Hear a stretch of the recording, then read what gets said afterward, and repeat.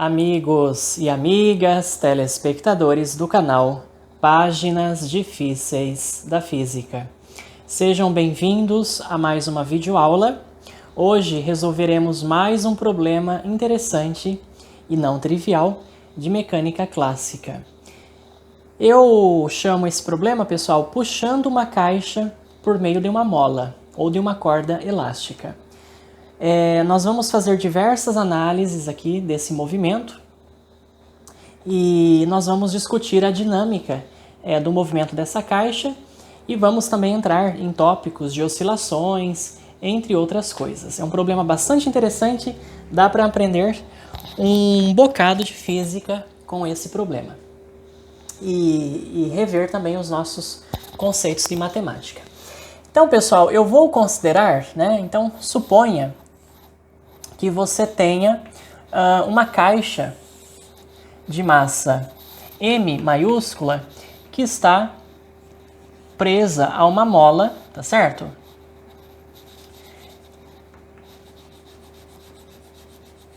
Uma mola de constante elástica K, tá? Vamos fixar inicialmente aí a origem do nosso eixo X aqui nesta posição da caixa e vamos fixar a distância da extremidade dessa mola até a origem. Vamos chamar essa distância de D, tudo bem? Tem uma pessoa que está puxando, então, essa mola, tá certo? Com velocidade constante. Então, inicialmente, eu vou considerar, tá certo? Esse operador, essa pessoa, puxando essa mola para a direita com velocidade constante. E aí eu quero descrever o movimento dessa caixa de massa M, tá ok? Muito bem. Nós vamos, pessoal, então, esse movimento, na verdade, ele tem duas etapas. Num primeiro momento, então, à medida que a pessoa vai se deslocando, tá certo? Em movimento uniforme, essa mola vai se esticando, se deformando. Então, a energia, o operador, a pessoa realiza trabalho sobre esse sistema e, inicialmente, essa energia vai se acumulando na mola, como energia potencial elástica. Aí, num segundo momento, numa segunda etapa, essa energia potencial elástica ela será transformada em energia cinética dessa caixa, porque vai chegar um momento que essa caixa então vai deslizar, porque a força elástica vai ser superior à força de atrito estática, máxima sobre a caixa. Então, uma parte dessa energia potencial elástica será convertida em energia cinética. E uma outra parte dessa energia potencial elástica será transformada em energia interna, tá certo? Aí do bloco e da superfície, porque a força de atrito vai realizar um trabalho, tá certo? Trabalho dissipativo, que vai dissipar uma parte dessa energia na forma de energia interna. Alguns livros chamam, que o trabalho dissipativo do atrito gera calor. Tá, pessoal? Vou fazer um parênteses aqui, cuidado, porque calor é um processo de transferência de energia entre corpos de temperaturas diferentes. A priori, aqui, a princípio, não há diferença de temperatura entre o bloco e a superfície para haver um fluxo de energia chamado calor. Tá ok? Então, na verdade, ali o que acontece é o trabalho realizado pela força de atrito, tá? Trabalho é um processo de troca de energia que não é devido à diferença de temperatura. Isso nós sabemos da termodinâmica. Então, tem alguns livros, geralmente, eles fazem uma confusão, com relação ao conceito de calor e ao conceito de trabalho, tá? Então, só tomar cuidado com isso. É um assunto polêmico, E vamos, então, fechar o parênteses. Muito bem, pessoal. Então, eu vou resolver esse problema, tá? Em duas etapas. A primeira, essa pessoa, então, puxa esse sistema com velocidade constante. Então, você já deve imaginar o que vai acontecer. Vai chegar um momento que o bloco vai entrar em movimento. ele vai acelerar, depois vai desacelerar e parar, e depois de um certo tempo ele vai novamente acelerar, desacelerar e parar. E isso fica, né, esse movimento aí de aceleração, desaceleração intermitentes, né? E depois, num segundo momento, a gente vai colocar um outro bloco aqui e vamos puxar daí esse sistema com uma força constante, tá? Daí a gente vai analisar o movimento, né, desse sistema, tá? Então, na verdade, é um problema, não é muito simples, tá, pessoal? Não é um problema muito trivial. Muito bem. Vamos, então, fazer um outro desenho aqui, um outro esquema.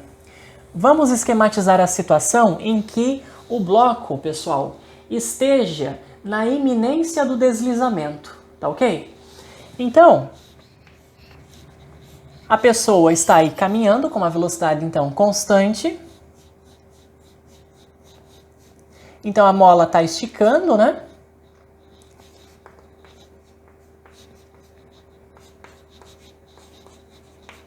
Essa aqui é a velocidade, então, da pessoa, que eu vou chamar de VP, velocidade constante.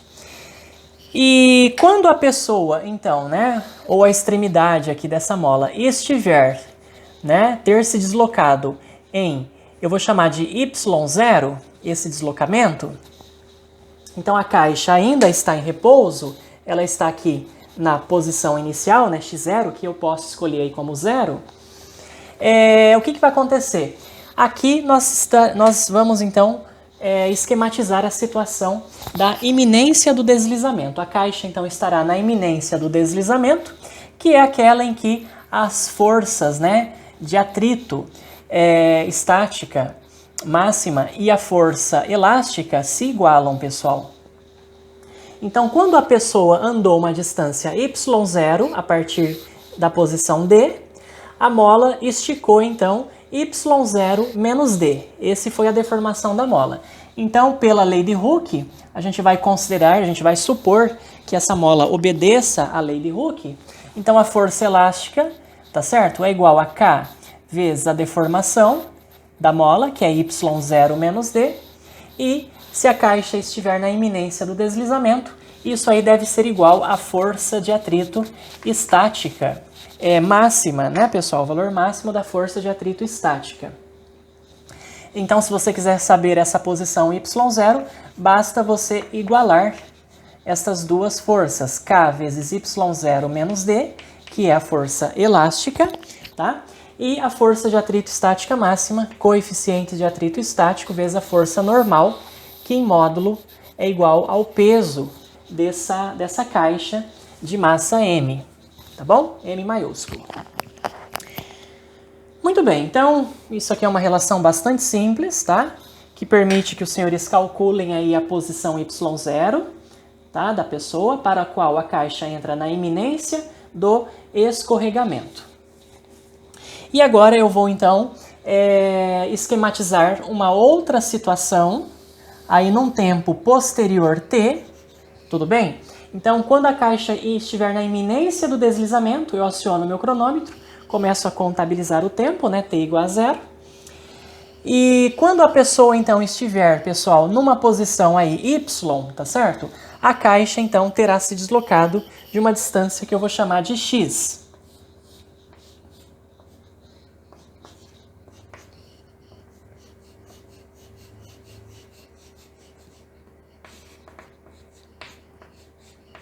Tá bom?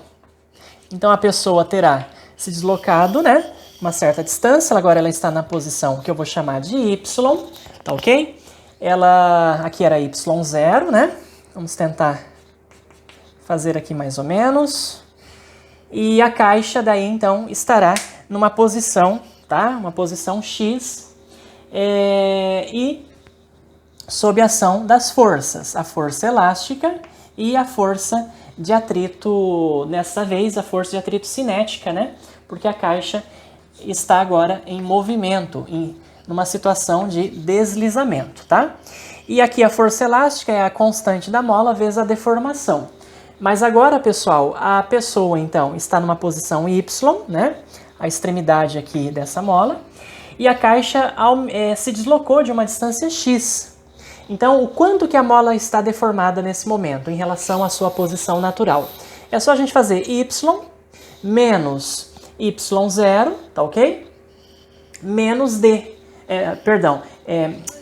y menos d, tá bom? Menos x, tá ok? Se eu fizer então y menos d, tá? Eu acho a deformação da mola quando a caixa estava aqui na origem, mas a caixa ela se deslocou de uma distância x. Então, essa deformação da mola diminuiu em x. Então, eu preciso descontar x. Então, a deformação vai ser y menos d, tá? Que era o comprimento natural da mola, né? Inicialmente com ela relaxada, menos x.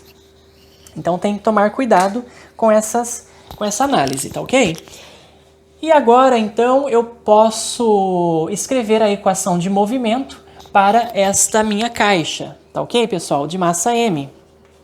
Então, pela segunda lei de Newton, massa vezes a aceleração é igual à soma das forças que atuam sobre o objeto.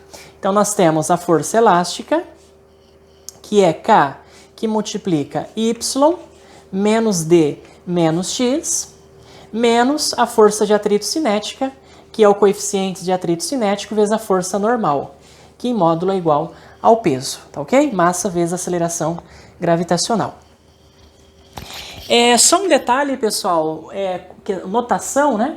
Quando eu escrever, então, x diz respeito, né, dirá respeito à posição da caixa, e y dirá respeito à posição aqui da pessoa, tá bom? Cuidado, então, para não confundir. X é a posição da caixa, y vai ser a posição da pessoa, tá bom?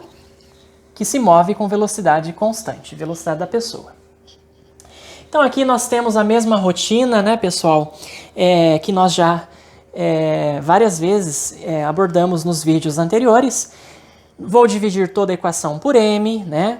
Vou passar dos termos para o lado esquerdo e escrever a aceleração como a derivada segunda da posição da caixa, que é x, derivada segunda de x, com respeito ao tempo duas vezes, menos constante da mola sobre a massa da caixa, y menos d menos x, mais coeficiente de atrito cinético, vezes a aceleração da gravidade igual a zero, tá ok? Então, esse termo aqui aparece tanto que a gente dá um nome para ele, né? A constante elástica dividida pela massa m da caixa, eu vou chamar, então, de velocidade de ômega ao quadrado, velocidade angular, tá? Ômega ao quadrado. E aqui, pessoal, eu gostaria que aparecesse um menos para lembrar a equação do oscilador harmônico simples, tá bom? Então aqui a gente coloca um mais e aí troca o sinal dos termos entre parênteses. Então vai ficar derivada segunda da posição x com respeito ao tempo duas vezes, mais ômega ao quadrado, que multiplica menos y mais d mais x mais coeficiente de atrito cinético vezes a aceleração da gravidade igual a zero, tá bom? Muito bem, então caímos numa equação, nós temos uma equação diferencial, segunda ordem, não homogênea, tá? Esse termo aqui é o termo não homogêneo. E então nós sabemos que a solução desta equação diferencial é a soma da solução da equação homogênea com a solução particular, tá ok? A solução da equação homogênea, então, é aquela, né, em que esse termo aqui é igual a zero, que lembra a equação do oscilador harmônico simples, que a propósito, no último vídeo, no vídeo anterior, nós resolvemos completamente esta equação, né, do oscilador harmônico simples.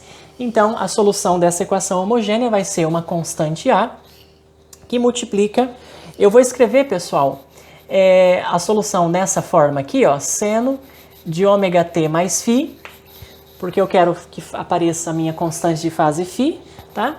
Mais a solução particular. Nos vídeos anteriores, nós estávamos escrevendo, se vocês separaram bem, a solução dessas equações diferenciais, né, de osciladores, como sendo A vezes seno de ômega t mais B vezes cosseno de ômega t. No vídeo passado, né, do oscilador harmônico simples, eu mostro que na verdade, é a mesma expressão, escrita de formas diferentes. E eu, inclusive, ensino lá como passar dessa forma para essa outra forma, tá? Então, nesse problema aqui, a gente vai utilizar essa forma seno, tá bom? Aqui também poderia ser um cosseno, já que a diferença entre o seno e o cosseno é apenas uma constante de fase, né? Uma diferença de fase de 90 graus, tá bom?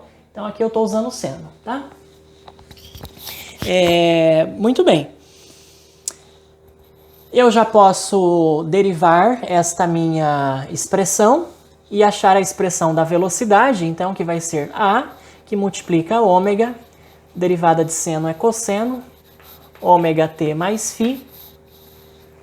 E essa solução particular aqui, pessoal, bom, antes da gente fazer isso, nós precisamos conhecer, na verdade, a nossa solução particular, tá? Dessa equação aqui.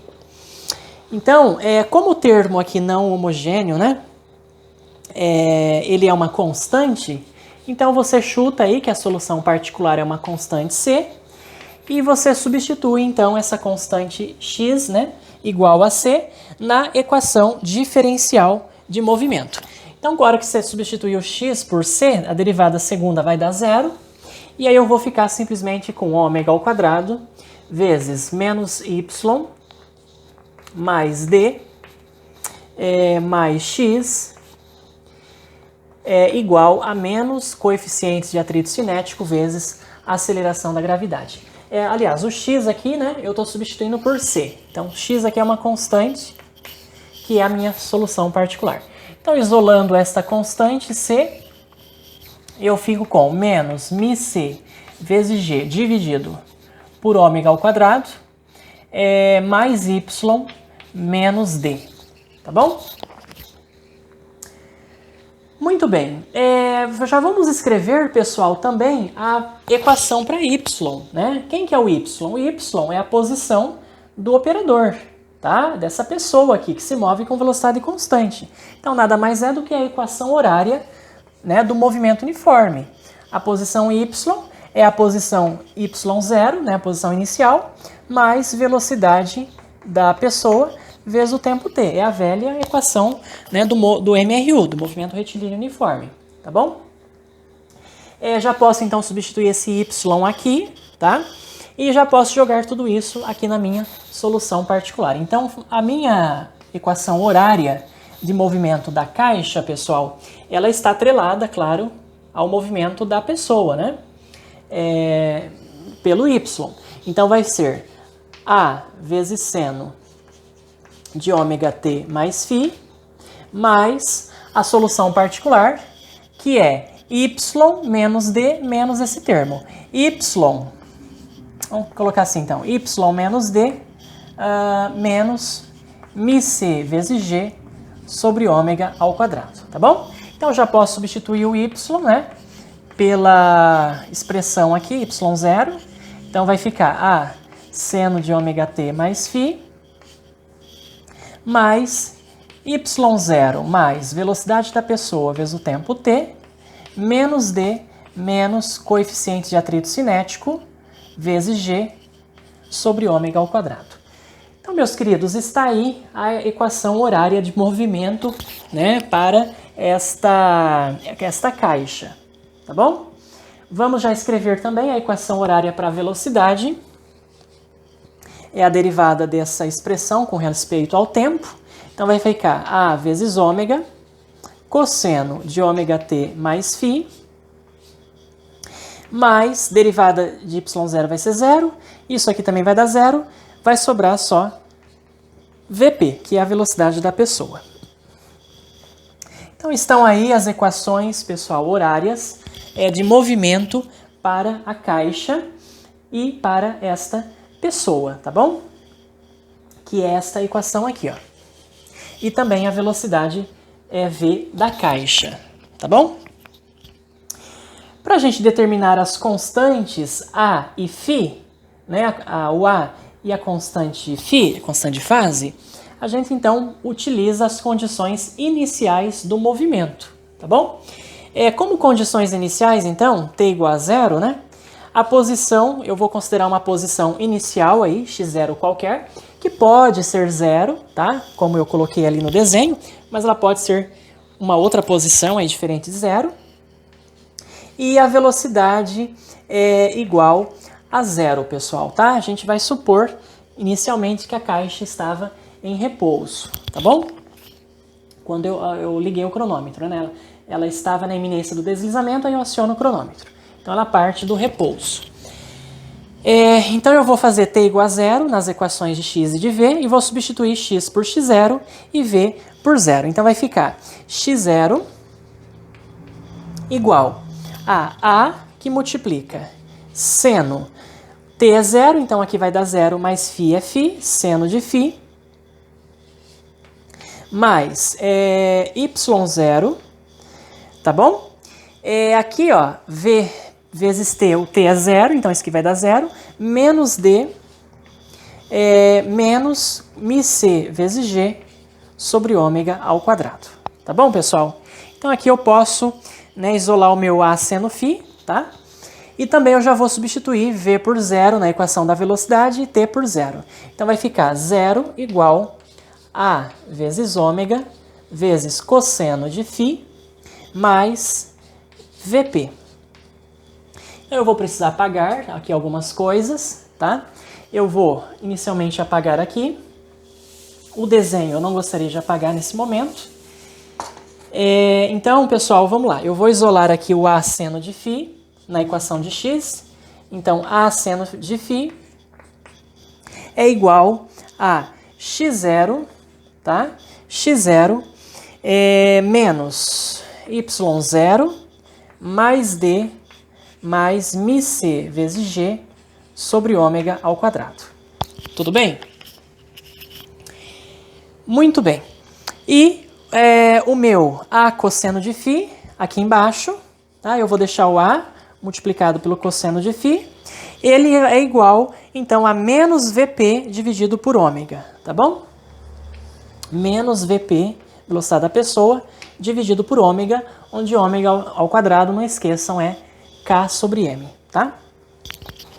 Então, pessoal, eu não vou resolver, né, esse sisteminha de duas equações para achar o a e o φ. Isso aí na prática, né, com um exercício numérico, a gente faz isso facilmente. Com isso eu consigo, então, determinar ao mesmo tempo, né, a minha constante a e o meu ângulo, a minha constante de fase φ, tá bom?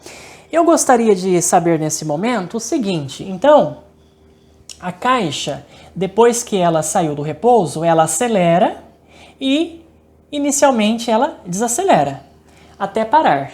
Então eu gostaria de saber qual é o tempo t que a caixa leva para parar, tá? Então vamos descobrir o tempo que a caixa leva até parar na primeira fase aqui do movimento, porque isso aqui depois vai continuar, né?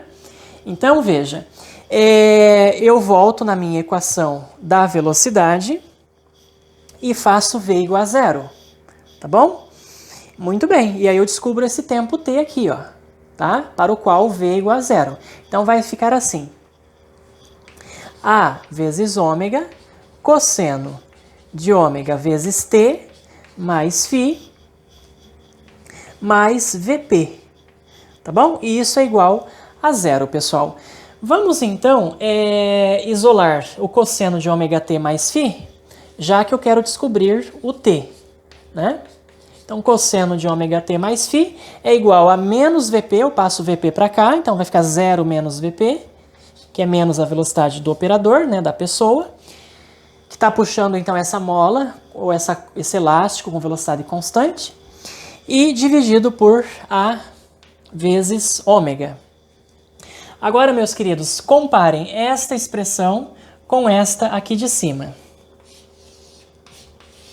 Cosseno de φ também é igual a menos Vp sobre a vezes ômega, tá? Então, qual é o corolário que a gente tira daí? A conclusão que a gente tira daí é que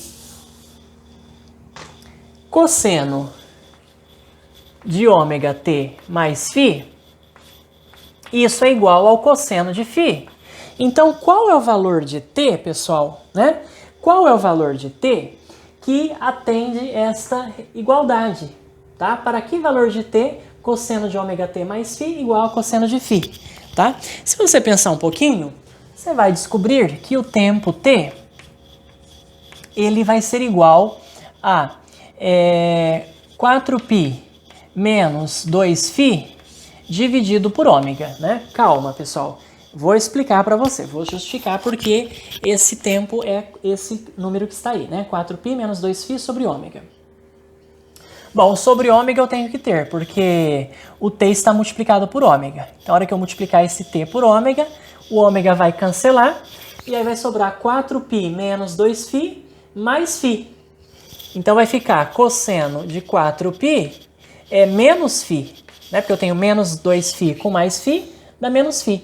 E isso aqui, né, pelas identidades lá da trigonometria, cosseno de A vezes cosseno de B, cosseno de 4π é 1, que é igual ao cosseno de 2π, cosseno de φ mais seno desse vezes seno desse, mas o seno desse é zero, então não aparece. Então, de fato, cosseno de 4π menos φ igual a cosseno de φ. Mas você poderia me objetar, mas isso aqui não deveria ser 2π?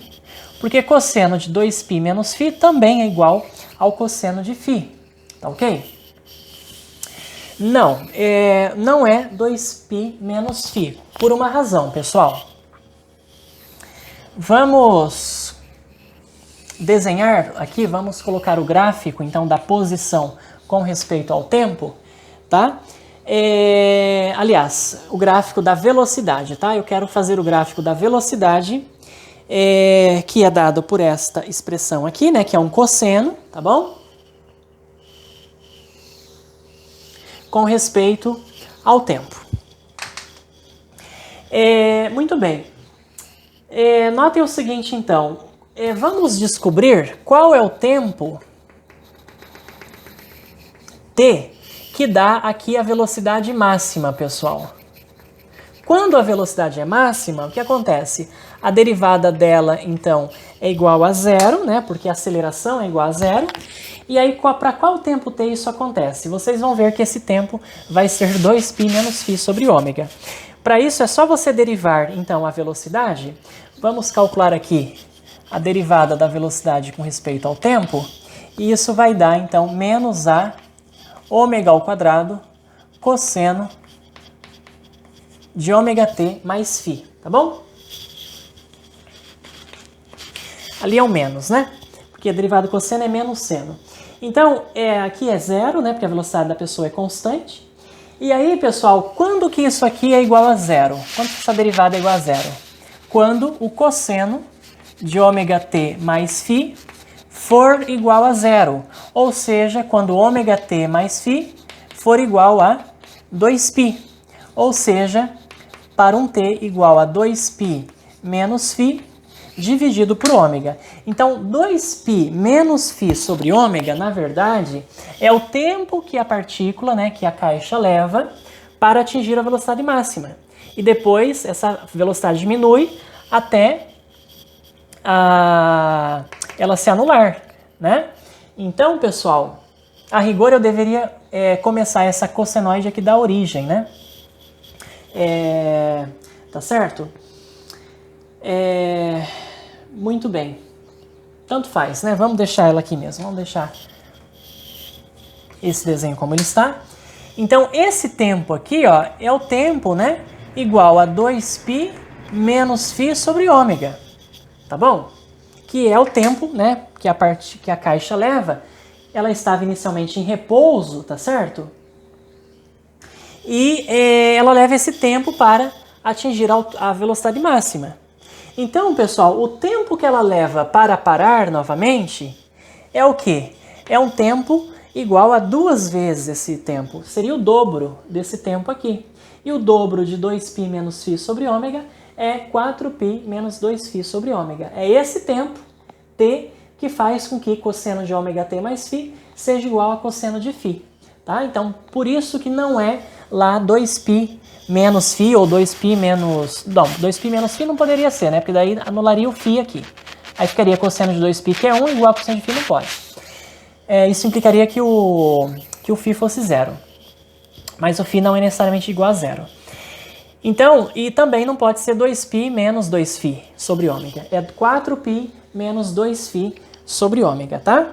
Eu espero que vocês tenham, então, entendido que aquilo lá é para t igual a 4π menos 2φ sobre ômega. Tudo bem, pessoal? Muito bem. Vamos, então, escrever, né? Eu não deveria ter apagado aqui. Vamos deixar esta equação aqui. É x, então, igual a A vezes... Tá? Eu vou deixar essa minha equação de posição aqui. E a minha velocidade também eu vou deixar aqui. Eu não deveria ter apagado. Tá? Essa expressão.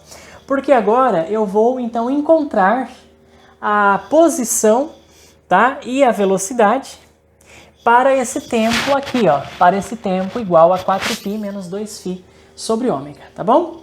Então eu vou ter que apagar, pessoal. Vamos lá. Onde que eu posso apagar isso? Eu vou ter que apagar esse desenho aqui, tá? Porque senão eu não vou ter espaço para escrever as outras coisas. Então vamos lá. Eu vou pegar aqui a equação horária, então, da posição x e vou substituir, eu vou calcular, então, essa posição x para o tempo igual, o tempo necessário para a caixa parar, tá? Que é essa expressão que aqui está. Então vai ficar A, que multiplica o seno ômega vezes t, mas daí a hora que eu multiplico por esse t aqui, pessoal, o ômega então cancela, vai sobrar só 4π menos 2φ, com mais φ, vai ficar então 4π menos φ. Tá bom? 4π menos φ. Aí mais, agora vamos continuar aqui, mais y0 mais velocidade da pessoa vezes o tempo t, que é dado por 4π menos 2φ dividido por ômega, tá bom?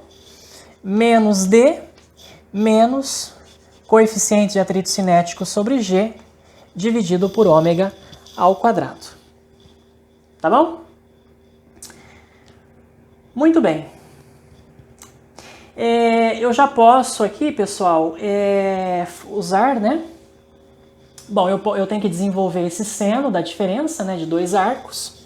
Então, isso aqui vai ficar A, que multiplica o seno da diferença, é o seno do primeiro, né, vezes o cosseno do segundo, só que o seno de 4π, que é um múltiplo de 2π, é zero. E aí, menos, então vai ficar aqui menos, seno do segundo vezes cosseno do primeiro. O cosseno de 4π é 1, tá bom?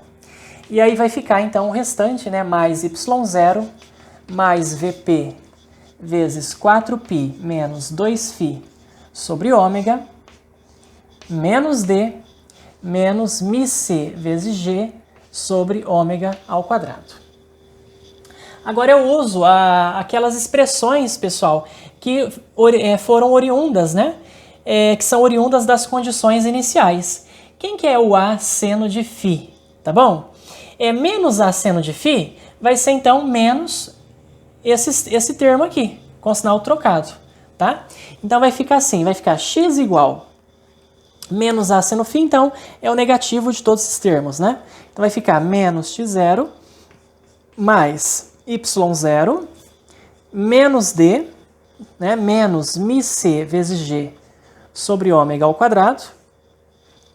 E agora eu repito, então, os outros, mais y0 mais vp vezes 4π menos 2φ sobre ômega, menos d, menos μc vezes g sobre ômega ao quadrado, tá? Então eu vou apagar isso aqui. Eu vou escrever essa expressão, pessoal, num outro lugar, tá? Né, se a gente precisar dela. Então vai ficar A cosseno de φ é menos Vp sobre ômega, né? E aqui eu posso apagar. Muito bem, então eu tenho menos x0, né? Menos x0. Aqui eu tenho 2y0 menos 2d menos 2 μcg sobre ômega ao quadrado. Então eu posso colocar esses dois em evidência. Então vai ficar 2y0 menos 2d, né? Menos 2 vezes μc vezes g sobre ômega ao quadrado, tá bom? E ainda eu tenho, né, mais velocidade da pessoa, que é constante, vezes 4π menos 2φ sobre ômega, que é o tempo gasto para a caixa entrar em repouso, né, que a gente já calculou, e aí menos o nosso x0, tá bom, pessoal? Esta é a expressão, então, que relaciona, né, a posição x da caixa no tempo que ela leva para parar. Tá legal? Muito bem. Então está aí a expressão, tá? Eu também poderia, né, determinar a velocidade, tá certo? Nesse tempo, tá ok? Que a caixa leva para parar, né? É só a gente substituir esse tempo, então, aqui, né? Aqui na expressão da velocidade e determinar também a expressão da velocidade, tá bom, pessoal? Eu não vou fazer isso, né? Uma coisa bastante simples. O que eu gostaria de discutir com você nesse momento é o gráfico, né? Melhor, são os gráficos da velocidade em função do tempo. Como que seria mais ou menos, né? Esse gráfico da velocidade em função do tempo. Bom, notem o seguinte, a velocidade, então, né, ela é um cosseno aqui, a menos de uma constante, tá certo? Ela é um cosseno, só que tem intervalos de tempo que essa caixa, ela fica parada. Então, ela entra em movimento, acelera, desacelera e para. Depois de certo tempo, ela acelera, desacelera e para. Isso na forma de um cosseno, pessoal. Então, a expressão, o gráfico, tá certo? Da velocidade aí, como função do tempo, seria uma coisa mais ou menos assim. Intervalos em que ela é zero, intervalos que ela acelera e desacelera, para, acelera, desacelera, para, acelera, desacelera, para. E aí isso fica, né, nesse ciclo, quando a velocidade com a qual ela é puxada, a mola é puxada, é constante, tá bom? E eu também posso fazer o gráfico da posição como função do tempo, tá bom? Posso gerar esses gráficos e aí a gente vai ver que, então a caixa estava na posição aí, né, inicial igual a zero, e aí de repente então ela entra no movimento aí acelerado, depois desacelerado, aí ela novamente fica parada, depois movimento acelerado, desacelerado, para, tá? E esse movimento ele é intermitente, tá bom? Então o gráfico aí da posição seria mais ou menos assim, com esse intervalo aqui nesse ponto de inflexão, aqui tá? Movimento acelerado, depois desacelerado, aí ela entra em repouso, tá bom? E eu também, pessoal, poderia expressar a trajetória dessa caixa no espaço de fase, tá? Eu posso também fazer um gráfico de velocidade em função de x, tá? Da velocidade da caixa em função de x. E aí eu teria a trajetória, né, desta caixa no espaço de fase. Então eu poderia fazer aqui um gráfico de v como função de x, tá bom? E aí eu teria, né, um gráfico, uma curva mais ou menos assim, ó. Tá certo?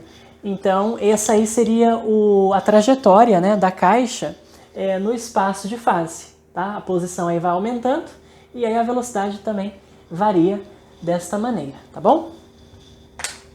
Muito bem, então a primeira parte desse problema, pessoal, eu acredito então que nós resolvemos.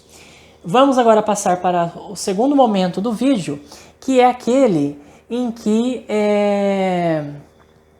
eu agora vou modificar esse problema. Agora eu vou colocar uma outra caixa aqui, tá bom? De massa M, né?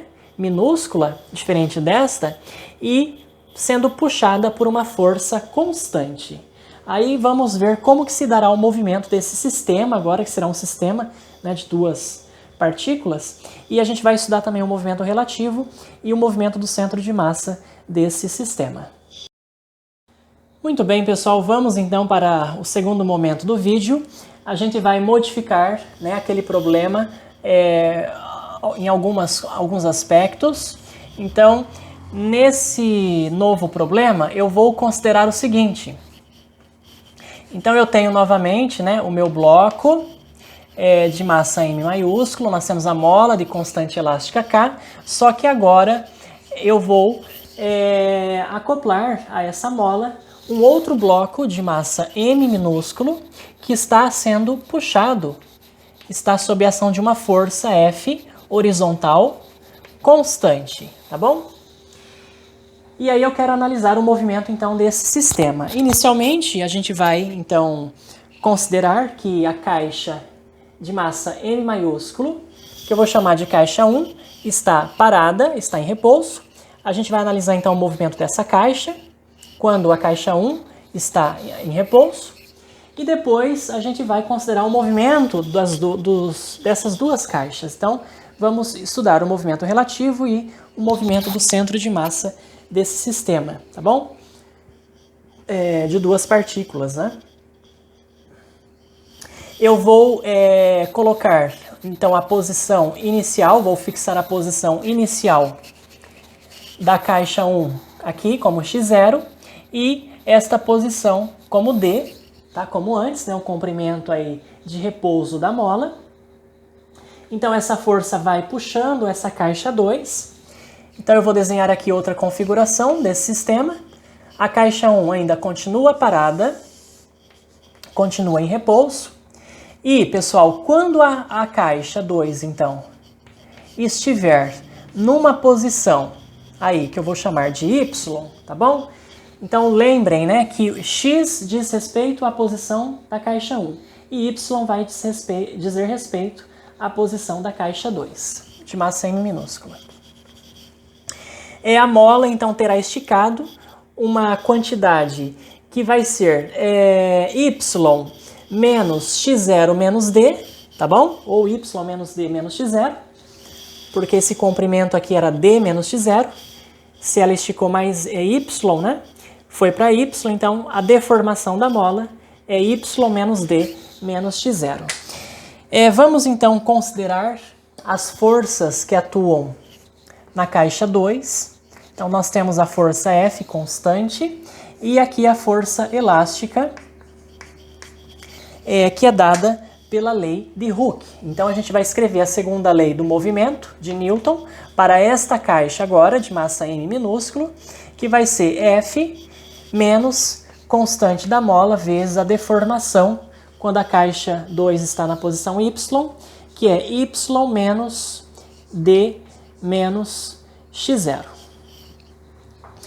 Novamente, divido todo por m, passo os termos para o lado esquerdo e vou escrever a aceleração. Então agora, como cuidado, né? Derivada segunda da posição da caixa 2, que é y. Então d2y dt2 mais k sobre m, que multiplica y menos d menos x0 menos f, tá bom? Igual a zero. A gente vai chamar novamente ômega ao quadrado de k sobre m, tá? Onde m agora é a massa da caixa 2. Antes era k sobre m maiúsculo, né, pessoal? Porque a gente estava analisando o movimento da caixa 1. E aí eu vou escrever isso então como sendo d2y dt2 mais ômega ao quadrado vezes y menos d menos x0 menos f igual a zero. Essa solução é uma equação diferencial homogênea, né, de segunda ordem. A solução dela é a solução da equação homogênea, que é de um oscilador harmônico, tá? Que vai ser A, que multiplica seno de ômega t mais φ, mais a solução particular, que eu vou chamar de YP, tá bom? Vamos chamar aqui de YP. A solução particular, ela é uma constante, tá? Uma constante C, já que o termo não homogêneo também é uma constante, tá? A força F é constante, né? Então, eu vou substituir YP por C na minha equação diferencial. A derivada segunda vai dar zero, né, dessa constante. Y eu troco, então, por essa constante. Vai ficar ômega ao quadrado vezes C menos D menos x0 igual a F sobre M, tá? E aí eu determino a minha constante C como sendo F sobre M ômega ao quadrado mais D mais x0. Portanto, que isso aqui então é o meu YP.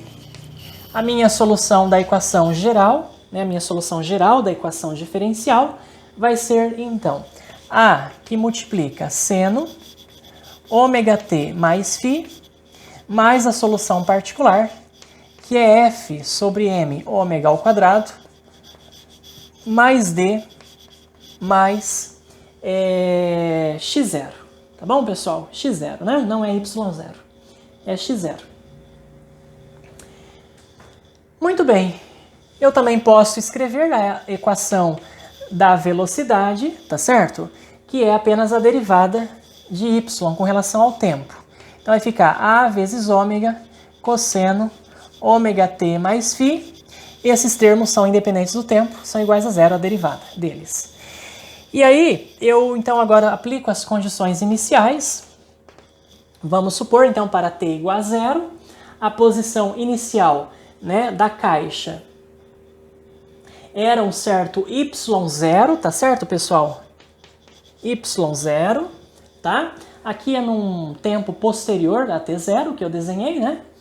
E a velocidade, vamos supor, então, que ela seja uma velocidade inicial aí de y. Eu estou chamando de v0y, tá bom?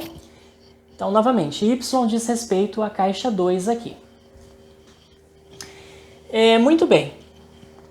Se eu aplicar, então, na equação, né, de movimento aqui, as condições iniciais, a gente tem y é y0, então vai ficar y0 igual a A, que multiplica seno, o t é zero, né, então vai ficar seno de φ, mais F sobre M ômega ao quadrado, mais D, mais x0, tá bom? Com isso aqui eu posso calcular então esse termo, né? A vezes seno de φ, tá?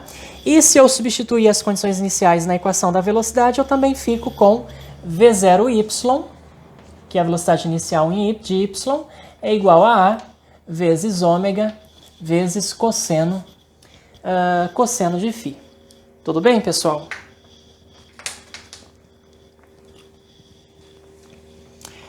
Muito bem. O que eu poderia fazer nesse momento, né? Olha o seguinte, veja bem. Eu posso calcular em qual tempo t a caixa ela fica na iminência do deslizamento, tá certo? Então a gente pode descobrir em qual tempo tf, né, em qual posição y e em qual velocidade v dessa caixa 2, tá?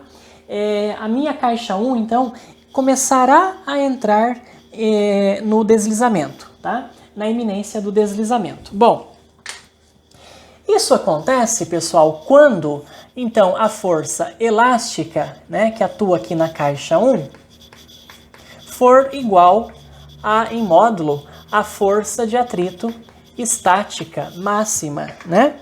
O valor máximo da força de atrito estática. Então, vamos lá. A gente vai, então, considerar, né, que essa força elástica, que é dada, então, por K, que multiplica Y menos D menos x0, essa aqui é a força elástica para uma certa posição Y da caixa 2, for igual à força de atrito estática máxima, né? Que é o coeficiente de atrito estático vezes a normal sobre aquela caixa, que é o igual ao peso, M vezes G. Tá ok? Muito bem.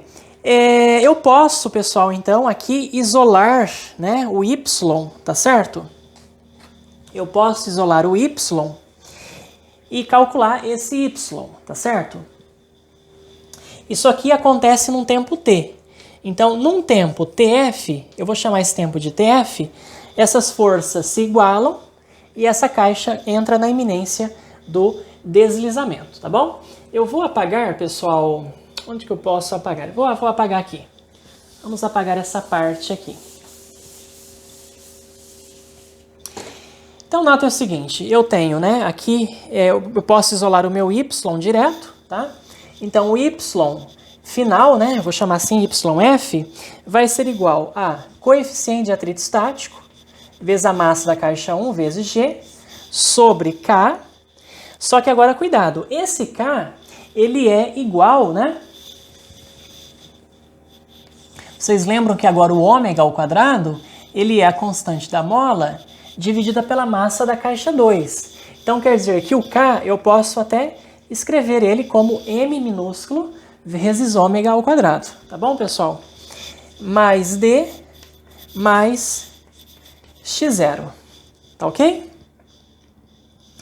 E a velocidade, né, VF da caixa, vai ser, então, A vezes ômega cosseno de ômega TF mais φ. Tá bom? Então, eu acho, né, eu determino esse YF, tá? Muito bem. Olha só, pessoal. Esse YF, tá? Eu posso usar essa expressão para encontrar o tempo TF, tá? Como que eu encontro esse tempo, instante de tempo TF? É aquele para qual Y é igual, né, a YF, tá certo? Que é dado por esta expressão aqui. Então agora eu vou substituir então o Y, tá? Por esse termo aqui, na expressão horária de Y, e aí eu consigo encontrar esse tempo TF. Então YF, que vai ser igual a μe vezes M vezes G, sobre M ômega ao quadrado, mais D mais X0. Isso é igual, então agora usando a equação horária, né, da posição da caixa 2, vai ficar A seno ômega T mais φ mais F sobre M ômega ao quadrado mais D mais X0, tá bom? Então esses D mais X0, eles são termos iguais, eu posso cancelá-los, e aí eu fico então, né, com o meu A, que multiplica seno de ômega vezes TF menos φ, eu vou então escrevê-lo como sendo coeficiente de atrito estático vezes massa da caixa 2 vezes aceleração da gravidade, menos F, e aí tudo sob o mesmo denominador, né, pessoal, que é M vezes ômega ao quadrado, tá bom? Por isso que eu escrevi aqui, né, o K da mola como sendo M vezes ômega ao quadrado. Então, usando esta expressão, que aqui está, os senhores conseguem descobrir esse instante de tempo TF para o qual a caixa 1 fica na iminência do deslizamento, devido ao movimento da caixa 2. Tá? Quando a força elástica, então, sobre ela, se iguala à força de atrito estática máxima. E aí eu fiz, então, né, eu isolei aqui o meu Y, tá? Calculei o Y final. E aí, usando a equação horária da posição da caixa 2, eu consigo descobrir em qual instante de tempo TF, né, isto acontece. Tá bom, pessoal? Lembrando, então, que, né, o A seno φ aqui, ó, né, o A e o φ, você pode descobrir a partir, né, destas condições iniciais do meu problema, tá bom? Muito bem. Agora, pessoal, eu gostaria de mostrar para você, de demonstrar para você uma coisa bastante interessante. Eu vou mostrar para você nesse momento que a força mínima necessária para iniciar o deslizamento nesse bloco 1, que está preso a essa mola, ela é a metade, tá, da força de atrito estática máxima. Olha que interessante. A gente sabe, né, desde os tempos de escola, que a força mínima para tirar um bloco do repouso, né, numa superfície aí plana, horizontal, é igual, então, à força de atrito estática máxima, que é o μe vezes m vezes g. Quando esse bloco está preso a uma mola, a força mínima que devemos fazer é apenas a metade de μe vezes m vezes g. Vamos demonstrar isso, então, pessoal. Vamos mostrar que, de fato, isso acontece. Muito bem. Olha só. Eu vou fazer o seguinte, eu vou utilizar, né, as equações horárias, tá? E vou considerar as seguintes condições iniciais. Então, para t igual a zero, né, a gente vai considerar então que o nosso y, eu só deveria escrever aqui a equação de movimento de y, né? Novamente, vamos colocar aqui, ó, y igual, né, a... Será que a gente consegue escrever? Seno de ômega t mais φ mais f sobre m ômega ao quadrado mais d mais x0. Né? Esta era a equação diferencial aí do movimento para a posição y, tá bom? Então, para t igual a zero, o que a gente tem? Né? Y, a gente vai considerar o y, né, a posição da caixa 2, como sendo d, tá bom, pessoal? Y igual a d, e eu vou considerar o x0 igual a zero, tá ok? Vou considerar x0 igual a zero. E a velocidade, né, inicial da caixa 2 igual a zero, tá bom? Muito bem. Se eu substituir, então, na minha equação da posição y por d, nota, então, que eu vou cancelar esse d aqui, tá? E isso vai ficar, então, né? Eu vou ter o seguinte, a vezes seno de φ, tá? A vezes seno de φ, porque t é zero, né? E isso é igual a menos x0, que é zero, tá? A gente vai considerar que x0 é igual a zero, menos f sobre m ômega ao quadrado. Tá bom, pessoal? Então, a seno de φ é menos f sobre m ômega ao quadrado. E o meu v0 y é igual a zero, tá certo? Então, vai ser igual a A vezes ômega vezes... eu estou olhando na equação da velocidade, que deveria estar derivando isso aqui, né? A vezes ômega vezes o cosseno de φ, já que o t é zero, né? Então vai ficar cosseno de φ. E aí daqui eu tiro então que o cosseno de φ ele é igual a zero, ou seja, pessoal, o φ ele pode ser, né, 90 graus, π sobre 2, e também 3π sobre 2. Qual é o valor correto da constante de fase para essas condições iniciais aqui, né? Que eu estou colocando, ó, y igual a d, x0 é zero e o v0y igual a zero, tá? Bom, a constante correta a ser usada, pessoal, é 3π sobre 2. Por quê? Porque da equação de cima, o meu seno de φ, ele é negativo, tá certo? Por quê? Porque a constante a ela é positiva, o f também é uma constante positiva, m é positivo, ômega ao quadrado é positivo, então, e mais o seno de φ é negativo. Então isso me obriga a escolher o valor para φ igual a 3π sobre 2, tá bom? Então a constante de fase, nesse caso, é 3π sobre 2, e aí eu posso então descobrir o meu valor de A, né? O meu valor de A, pessoal, vai ser igual então a Bom, seno então de 3π sobre 2 vai ser menos, né? Menos 1. Aí menos com esse menos fica mais. Então eu descubro que o A é f sobre m ômega ao quadrado. Tá bom? Muito bem. Então, descobri que o A é f sobre m ômega ao quadrado.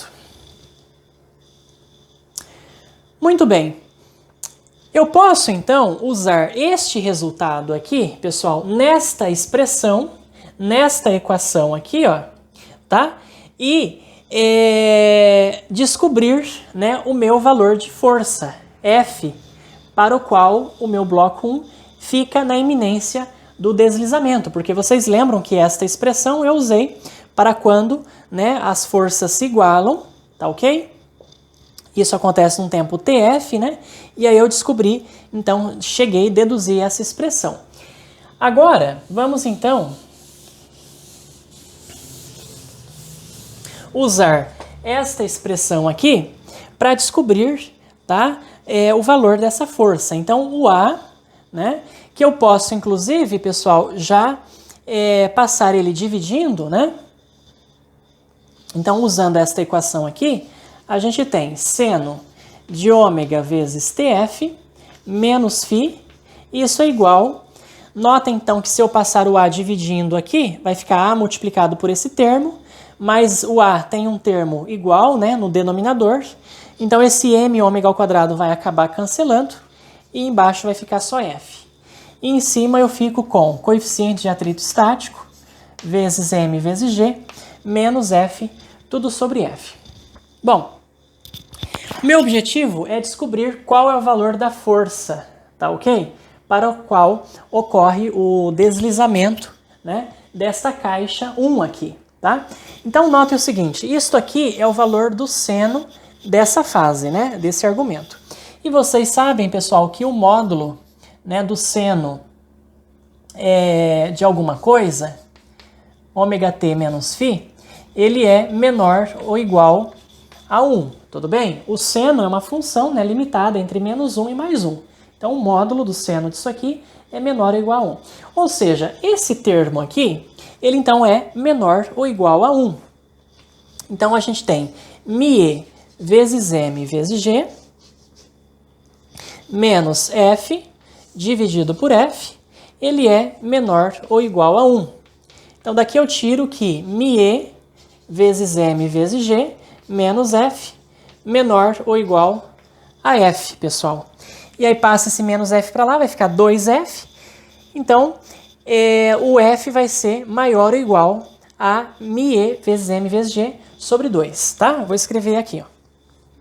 Então, isso aqui, a gente conclui que esse f, né, maior ou igual a coeficiente de atrito estático vezes a massa vezes a aceleração da gravidade, dividido por 2. Olha que resultado bastante interessante, né, e bastante curioso, pessoal. Isso significa o seguinte, que a força mínima, né, necessária para movimentar esse bloco por meio dessa mola, né, essa força mínima, ela é igual, então, a metade da força de atrito estática máxima. Olha que resultado curioso. É a metade, né, do valor μ vezes m vezes g, tá bom? Um resultado bastante curioso quando você, então, está puxando aí um bloco por meio de uma mola, tá? A força mínima necessária para iniciar o deslizamento é metade de μ estático vezes m vezes g. Tudo bem, pessoal? Muito bem, então até agora nós consideramos apenas o movimento da caixa 2, nós obtivemos então a equação de movimento para a coordenada y, tá certo? Que inclusive aqui ela eu já apaguei, né? Eu deveria escrever ali em algum lugar. Talvez a gente vai usar ela mais tarde, que é esta que aqui está, né? Mais f sobre m ômega ao quadrado, né? Mais d mais x0, né? Eu acredito que seja essa aqui. E esta equação, então, é a equação que governa o movimento dessa caixa 2 e a caixa 1 estava parada. Nesse momento, então, vamos supor aí que já se passou um tempo e a força atingiu aí o valor mínimo para começar a fazer o deslizamento dessa caixa 1. E agora, pessoal, a gente então vai estudar o movimento, tá certo? Desses dois corpos. A gente vai ter que... Eles vão então começar a se movimentar.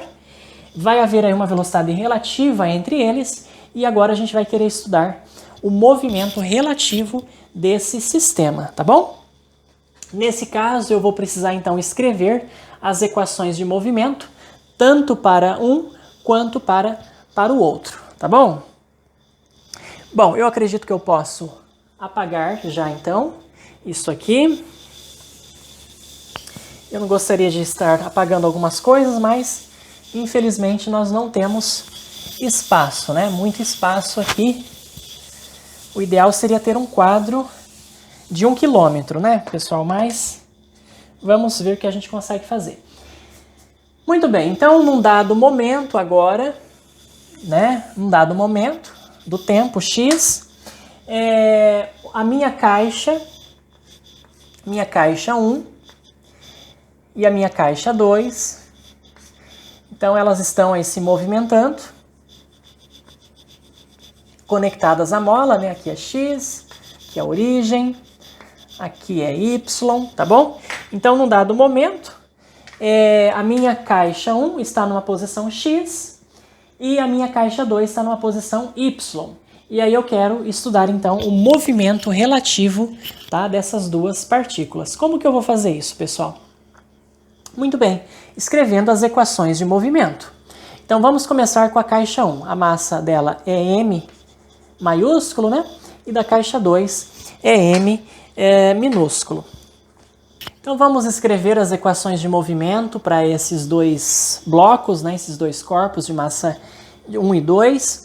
Então, a gente tem para o bloco 1, pessoal, nós temos, então, a massa, né, dele, vezes a sua aceleração.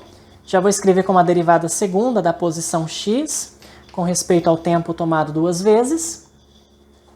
E isso é igual, então, à força elástica, né, que é a constante da mola x, vezes a deformação da mola. Quando o bloco 2 está numa posição y, o bloco 1 está na posição x, então vai ficar y menos x menos d. Lembrem que você tem que descontar d, né, que era o comprimento de repouso dessa mola, tá? Menos a força de atrito cinética, que é o coeficiente de atrito cinético, vezes m vezes g. Isso para o bloco 1. Vamos fazer a equação de movimento para o bloco 2, tá ok? Que vai ser, então, massa vezes a aceleração dele, d2y dt2, e isso é igual a, aqui eu esqueci de representar a força, né, que atua sobre esse bloco, e do lado de cá a gente tem a mola, né, exercendo a força elástica sobre esse bloco. Então a gente tem F menos K vezes a deformação, tá? Que é y menos x menos d.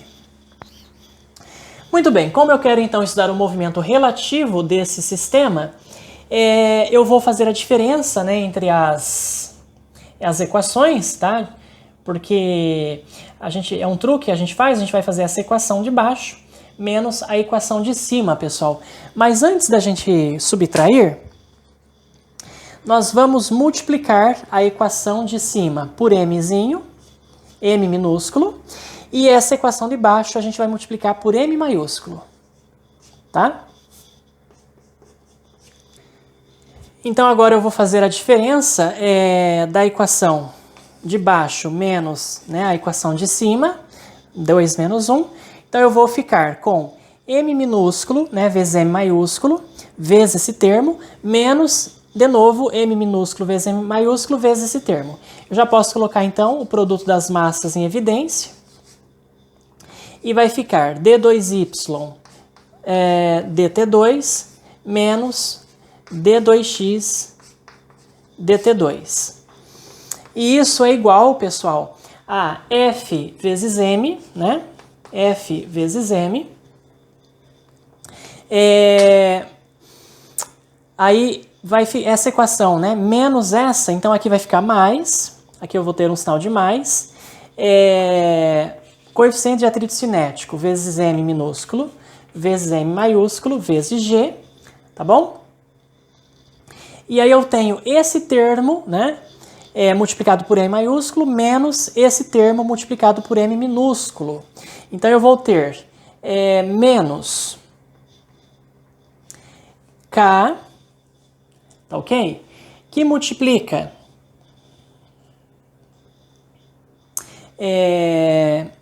M menos M minúsculo, né? Então vai ficar menos K vezes M minúsculo mais M maiúsculo, tá certo? Vezes esse termo entre parênteses, né? Que é Y menos X menos D, tá bom? Então aqui ficou mais, né? Aqui o sinal ficou sinal de positivo. Porque é menos K vezes M, menos K vezes M minúsculo. Então, tá ok. Vezes esse termo em comum aqui entre parênteses. Muito bem, pessoal. Agora a gente vai ter que trabalhar, né, algebricamente essa expressão. E vamos dividir tudo pelo produto das massas, né, esses termos. Tá ok? E já vamos também já vamos fazer uma substituição de variáveis, tá bom? Eu vou chamar esse termo entre parênteses, eu vou chamar ele de Xi, né? A letra grega Xi. Então vai ficar Y menos X menos D, tá bom? E aí a gente escreve então isso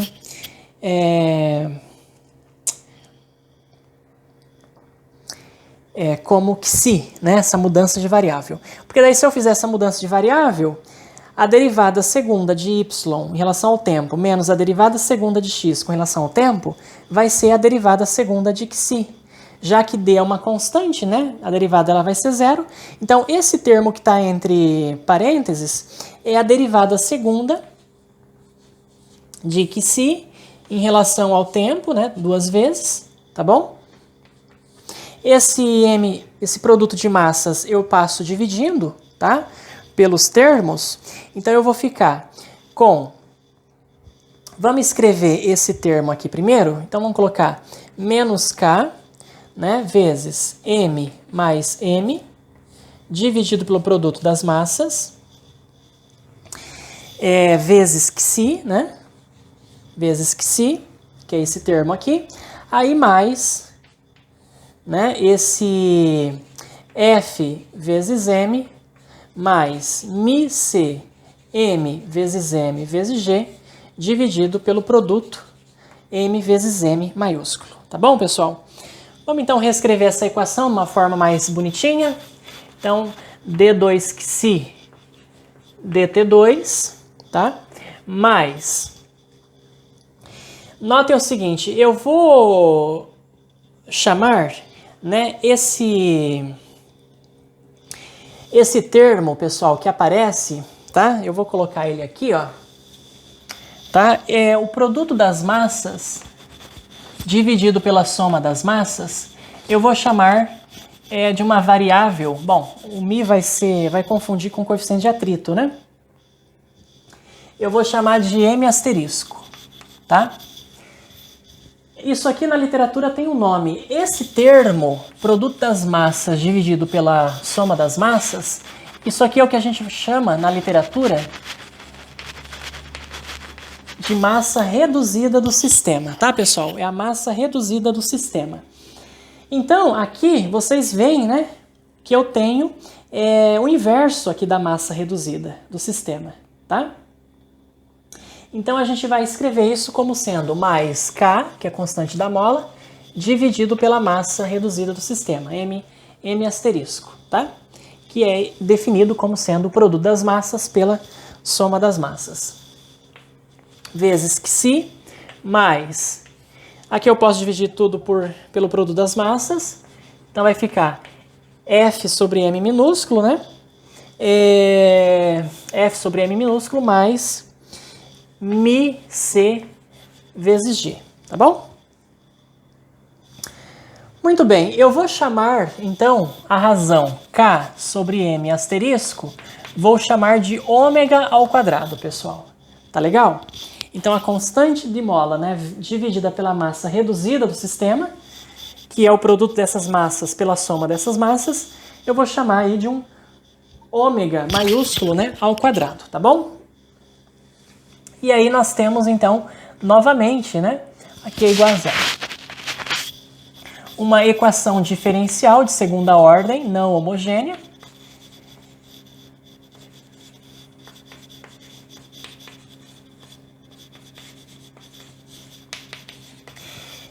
Cuja solução geral é a solução particular mais a solução da equação homogênea. A solução da equação homogênea, meus queridos, né, é uma solução análoga aí do oscilador harmônico simples, tá? Que eu vou escrever como, então, 1b vezes cosseno de ômega, né, vezes t, mais φ. Reparem que eu estou escrevendo com letras maiúsculas aqui para diferenciar, né, lá dos outros casos.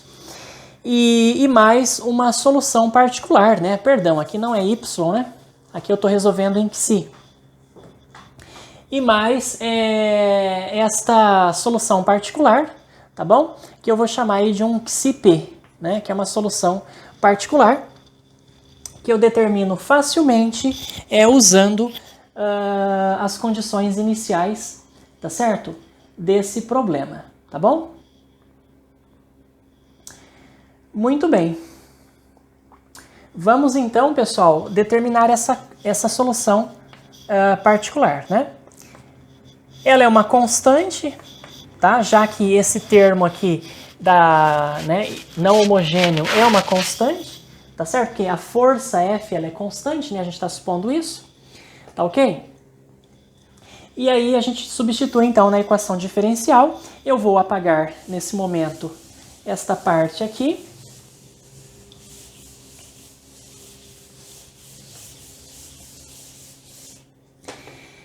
E aí, substituindo, então, essa solução particular como constante nessa equação diferencial, a derivada segunda vai dar zero. Então, eu vou ficar com ômega ao quadrado vezes a constante C, mais F, já posso passar esse termo aqui para o lado direito, né? Então, menos F sobre M, menos μC vezes G. Então, a minha constante C, que é a solução particular, é igual a menos F sobre ômega ao quadrado vezes M, menos μC vezes G sobre ômega ao quadrado. Tá bom, pessoal? Então, eu posso escrever a minha solução, Xi, como sendo B, né, vezes cosseno de ômega t mais φ menos 1 sobre... menos F sobre M ômega ao quadrado, menos μC vezes G sobre ômega ao quadrado. Essa constante B aqui, né, eu determino ela por meio das condições iniciais, né, do meu problema, tá bom, pessoal? Então, esta aqui é a equação, né, a solução, tá, da equação diferencial para o movimento relativo entre essas duas partículas. E agora eu quero analisar como que é a posição do centro de massa desse sistema, tá bom? Então eu quero analisar agora como que se dá o movimento do centro de massa desse sistema, tá legal? Muito bem. Então vamos chamar aí a coordenada do centro de massa de Z, tá bom? Vamos considerar aqui que o centro de massa tem uma coordenada Z. E pela definição, né, de coordenada do centro de massa, então isso vai ser a massa M da caixa, né, que é M maiúsculo, vezes a sua posição x, mais a massa da caixa 2, vezes a sua posição y, dividido pela soma das massas m mais m. Tá bom, pessoal? Muito bem. Então eu quero escrever a equação diferencial do movimento, né, desse centro de massa aí, tá? Para isso, eu preciso voltar as minhas equações de movimento para cada partícula, para daí poder incluir, né, essa posição do centro de massa. Então nós vamos precisar reescrever novamente aquelas equações que eu tinha escrito antes. Então vamos lá. M vezes d2x dt2 igual a k vezes y menos x menos d menos a força de atrito cinética, mi vezes m maiúsculo vezes g. E para caixa 2 eu tenho m vezes d2y dt2 igual a F menos a força elástica, que é K, Y menos X menos D. Muito bem, pessoal. Nesse caso agora, o que eu vou fazer? Eu vou somar as minhas equações, tá? Porque aqui, ó, notem, né? Eu tenho uma soma para poder incluir a posição Z, né, do centro de massa. Agora eu vou somar, né? Então vamos somar essas duas equações, tá? E aí eu vou ficar o seguinte, eu vou ficar com m vezes d2x dt2 mais m minúsculo d2y dt2, tá? Isso aqui vai ser então o d2z, né? Para eu incluir o d2z aqui. E aqui a gente vai ficar, então, esse termo cancela esse, tá certo, pessoal? Eu vou ficar simplesmente com F menos μc vezes M vezes G. Ora, notem que isto que aqui está, nada mais é do que, né, se eu passar aqui a soma das massas multiplicando pela posição do centro de massa, então eu posso escrever isso assim. Se eu derivar isso aqui duas vezes, né, eu tenho, então, d2z dt2, né, derivar com relação ao tempo. Aí eu tenho aqui a massa m d2x dt2 mais m vezes d2y dt2. Então, notem que o termo que eu tenho aqui do lado esquerdo nada mais é do que a derivada segunda da posição do centro de massa, tá, multiplicado pela massa total do sistema. Então, o que eu tenho aqui do lado esquerdo é a derivada segunda da posição do centro de massa em relação ao tempo, dividido, aí eu passo dividindo a massa, né, total do sistema. Então, vai ficar F menos coeficiente de atrito cinético vezes M vezes G, dividido pela soma das massas. Tá bom, pessoal? Olha que equação bonita e interessante.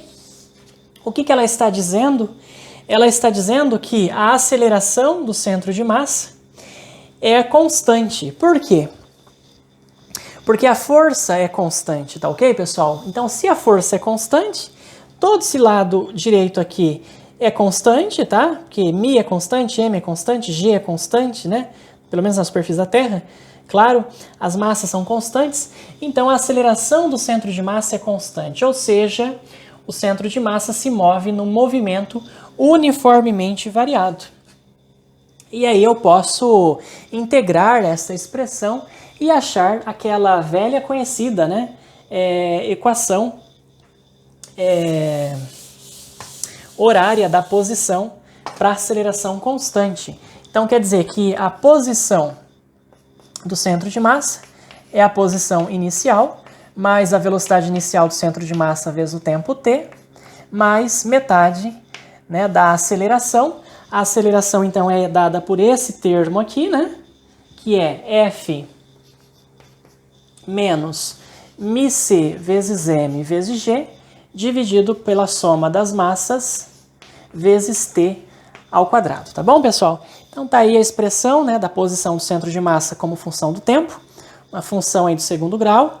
Aqui é a aceleração, que é constante, E se eu derivar isso aqui, eu acho a expressão da velocidade, né, desse centro de massa, onde a velocidade aumenta uniformemente com o passar do tempo.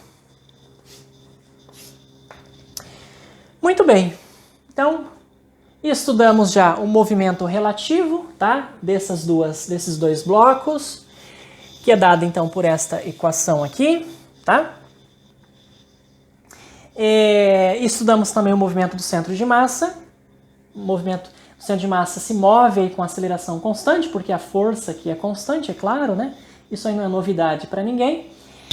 E que já tenha estudado, claro, o centro de massa, sistema de partículas, tá? E agora, finalmente, a gente vai encontrar, pessoal, as equações das posições das caixas 1 e 2 em função, tá, das coordenadas relativas e do centro de massa. Então, se eu conheço o movimento relativo das partículas do sistema e a posição do centro de massa, então eu consigo determinar as coordenadas x e y para essas partículas, tá bom? Vamos lembrar do seguinte, olha só, eu vou anotar aqui. Então vocês lembram, né, quando a gente estudou o movimento relativo, eu fiz essa mudança de variável, psi, né, que era igual, então eu chamei y menos x menos d, eu chamei de psi, tá? E também, pessoal, a gente vai usar, né, o fato de que z, né, que multiplica aí a soma das massas, isso é igual a m vezes x mais m vezes y, tá? Então, eu resolvo esse sisteminha de duas equações, eu escrevo, então, o y e o x em função do psi e do z, que é a coordenada do centro de massa do sistema, tá bom? Muito bem, eu vou, então, apagar, pessoal, eu vou apagar aqui, porque nós já estamos finalizando o nosso vídeo, né? Então, olha só. Eu vou, então, isolar o meu y. Então, veja bem, o y eu posso escrever, então, da primeira equação como psi mais x mais d, né? E ali, da minha segunda equação, eu tenho, então, z vezes m mais m igual m minúsculo vezes x mais m maiúsculo vezes psi, m maiúsculo vezes x, m maiúsculo vezes d. Muito bem, eu posso, então, colocar o x em evidência, tá? E já passar esses termos tudo para o lado de cá, né? Então vai ficar z, m maiúsculo vezes m minúsculo, mais m minúsculo, menos m vezes psi, menos m vezes d, igual a m mais m minúsculo vezes x, tá? Então quer dizer que o x, ele vai ser igual a z menos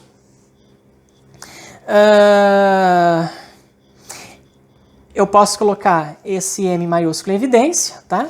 E fazer psi mais d. E embaixo vai ficar m minúsculo mais m maiúsculo. Essa é a posição x, então, tá? Da caixa 1. E da mesma forma, se eu fizer a mesma coisa para y, pessoal, eu vou encontrar nesta equação, em termos do centro de massa e do movimento relativo, que é z menos m minúsculo sobre m maiúsculo mais m minúsculo vezes psi mais d, tá bom? Muito bem, e aí eu substituo, né, nesse momento o z, né, que é a posição do centro de massa que eu achei aqui. Eu também substituo o meu psi, tá, pela expressão aqui, ó. Eu só não deveria ter apagado, né, quem era aqui a solução particular, tá, para o meu psi, pessoal. E aí a a gente obtém essa solução particular, tá bom? Muito bem, vamos fazê-lo aqui então. Deixa eu só reobter esta solução particular aqui, que C de P, que é uma constante, né? Então aqui ela ficou 0, né? Então deixa eu só escrever aqui rapidinho. Vai ficar ômega ao quadrado vezes C, tá?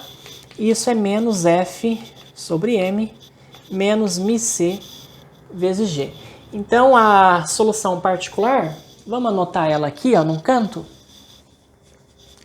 Essa solução particular, que eu vou precisar dela para escrever as equações de movimento, ela vai ser menos F sobre M ômega ao quadrado, ômega maiúsculo, né?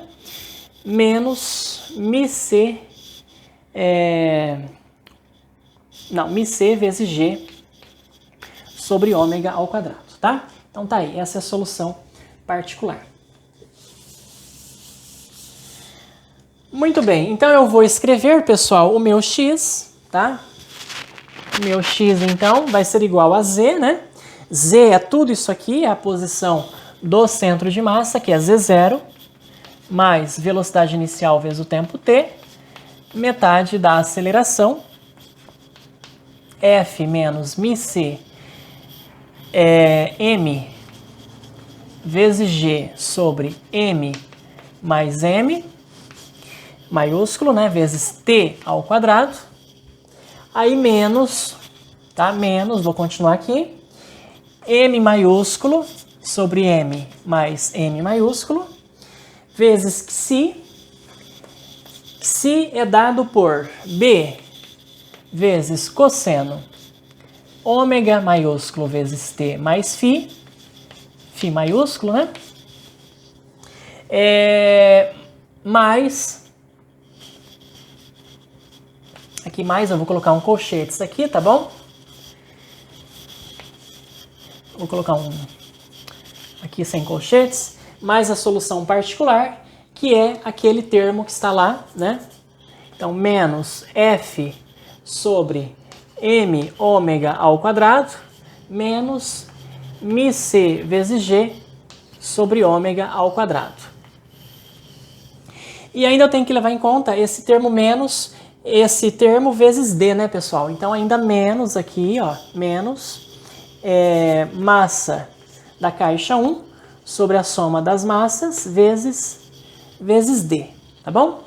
É uma expressão bastante complicada, tá certo? Para a posição, né, da caixa 1 em relação aí às coordenadas relativas, tá ok? E a posição do centro de massa.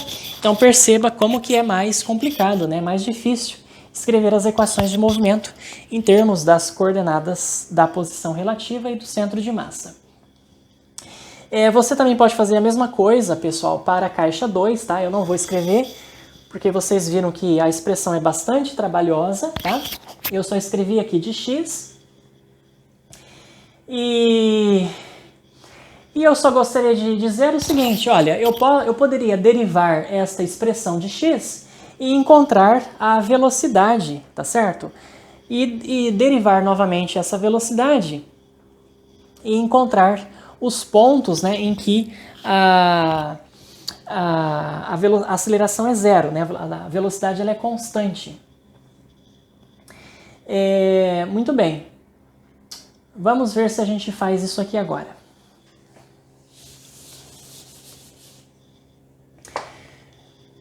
Vamos tentar derivar, pessoal, esta expressão de x e achar a velocidade aí, né, da caixa 1, tá bom?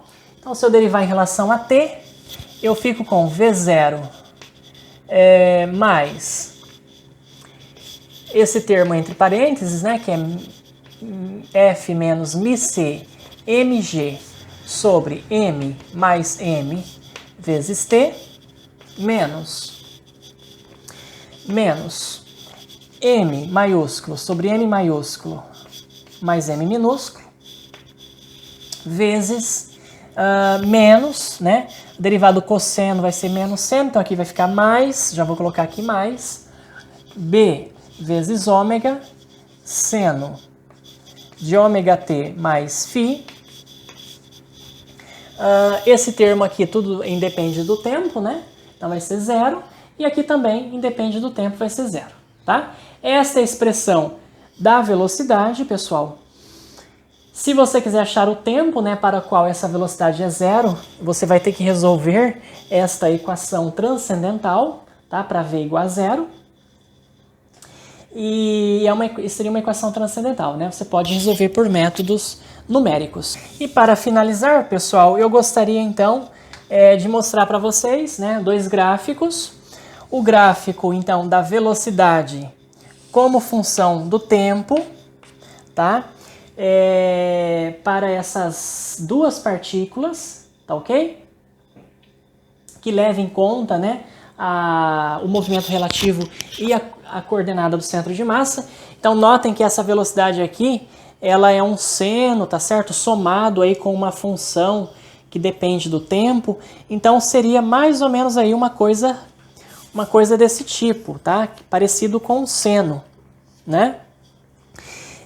A raiz aqui é quando v igual a 0, aí você poderia achar, né, para t igual a 0 a raiz dessa equação transcendental, tá?